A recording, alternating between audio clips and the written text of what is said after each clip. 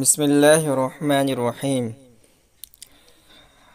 آج ہم آمد نامہ کے فعل معروف اور فعل مجہول کی بحث کو پڑھیں گے۔ تو اس سے پہلے والے سبق میں ہم نے فعل امر اور فعل نہی کو تفصیل کے ساتھ پڑھا تھا۔ فاعل کے اعتبار سے فعل کی دو قسمیں ہیں، فعل معروف اور فعل مجہول۔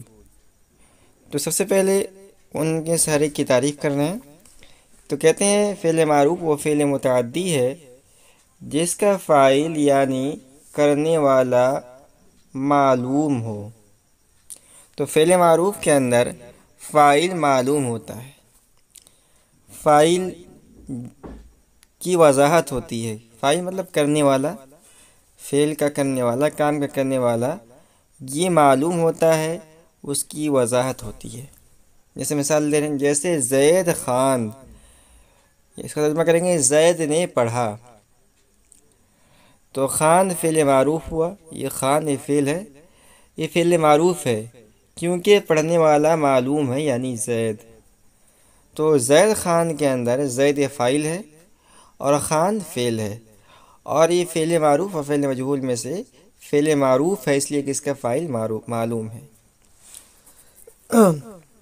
دوسری قسم ہے فعل مجہول۔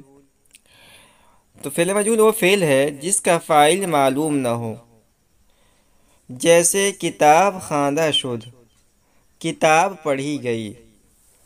تو فعل مجہول کے اندر فاعل مجہول ہوتا ہے، فاعل کی وضاحت نہیں ہوتی ہے، فاعل کی نشاندہی نہیں ہوتی ہے۔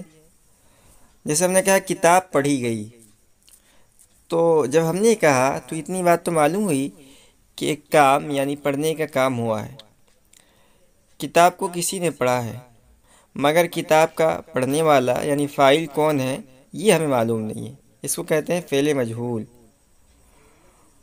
اس میں یہ نہیں معلوم ہوتا کہ کتاب کا پڑھنے والا کون ہے۔ یہ تو ہو گیا فعل معروف فعل مجہول کی تعریف۔ اب فعل مجہول کے بنانے کا قاعدہ کیا ہے؟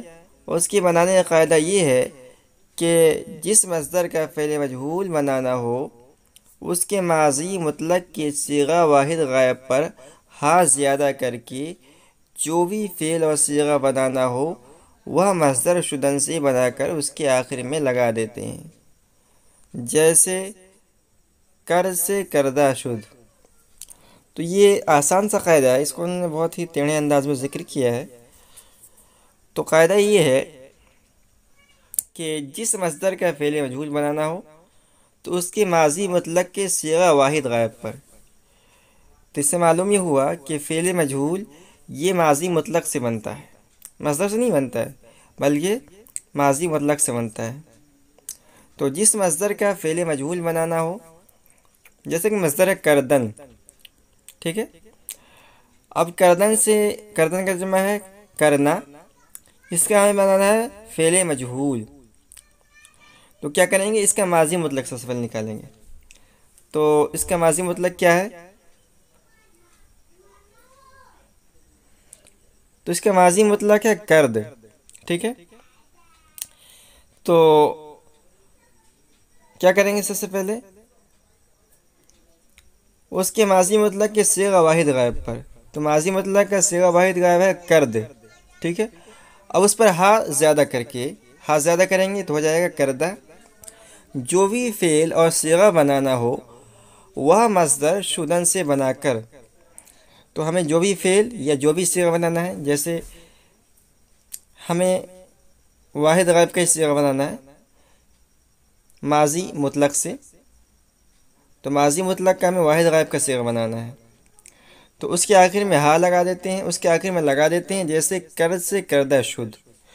تو یہ کردہ یہ ماضی مطلق سے بنا، یعنی ماضی مطلق کا واحد غائب کا صیغہ ہے، اور شدن سے ہم نے شد لے لیا، تو یہ بن گیا کردہ شد کیا گیا فعل مجہول، ٹھیک ہے؟ چلیے ہم اسی قاعدے کو ایک دوسری کتاب اصول فارسی کے اندر تھوڑا تفصیل سے پڑھ لیتے ہیں۔ تو یہ اصول فارسی ہے، اور سب سے پہلے اس میں ہی فعل معروف کی تعریف کی گئی ہے۔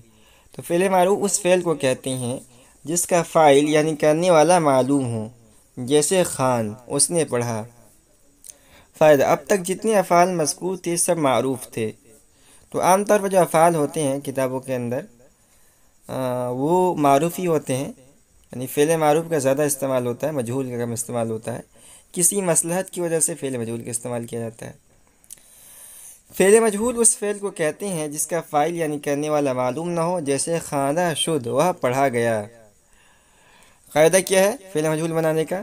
جس مصدر کا فعل مجہول بنانا ہو اس کے ماضی مطلق کے واحد غائب پر ہا زیادہ کر کے، ٹھیک ہے، جیسے کردہ، کردن یہ مصدر ہے، اب کردن سے ہمیں فعل مجہول بنانا ہے تو کیا کریں گے؟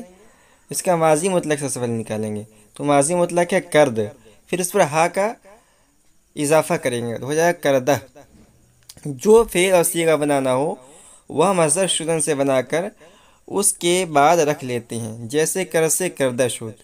تو دیکھیے یہ شد جو ہے نا، یہ شدن مصدر سے ہم نے بنایا ہے، اور یہ ہم نے چونکہ واحد غائب کا صیغہ بنایا ہے اس لیے شد ہو گیا۔ اگر ہم کوئی اور دوسرا صیغہ بنائیں گے تو یہ شد بھی بدل جائے گا، لیکن کردہ اسی طرح رہے گا۔ فائدہ، فعل مجہول صرف متعدی کا آتا ہے، لازم کا نہیں۔